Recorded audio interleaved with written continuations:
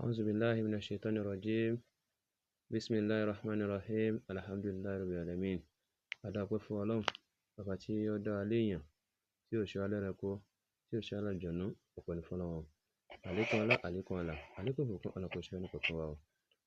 Gbogbo rúdurùdu rédèrèdè rádaràdà tí ń ṣẹlẹ̀ lórílẹ̀-èdè yìí Ọlọ́run dákun bá wa fòpin sí.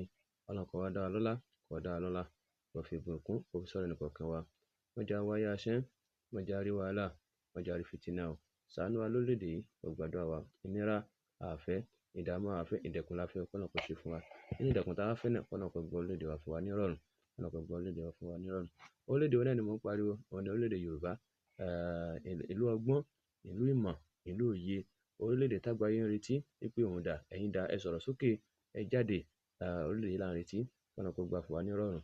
Èmi tí yín tòótọ́, Àfà Ọpẹ́yẹmí Àdìgún Abbas.